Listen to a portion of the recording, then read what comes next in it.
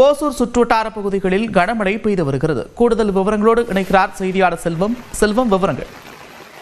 நிச்சயமாக நந்தா, கிருஷ்ணகிரி மாவட்டம் அதன் சுற்றுவட்டார பகுதிகளில் தொடர்ந்து இரவு நேரங்களில் கனமழை பெய்து வந்த நிலையில இன்று திடீரென 3:30 அளவில் மிக வேகமாக காற்று வீசி பலமாக மழை பெய்ய தொடங்கியது.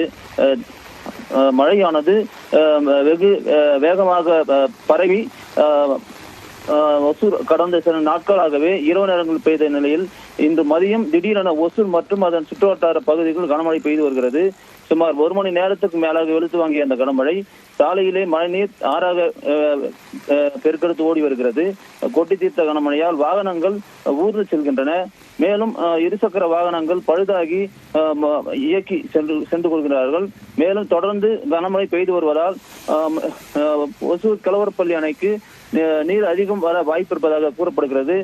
பெங்களூர் மற்றும் சுற்றுவட்டார பகுதிகளிலும் தொடர்ந்து கனமழை இருந்து வருவதால் இங்கு பரவலான முறையில் அதன் தொடர்ச்சியாக இங்கு மழை பெய்து வருகிறது. நன்றி செல்வம் விவரங்கள்.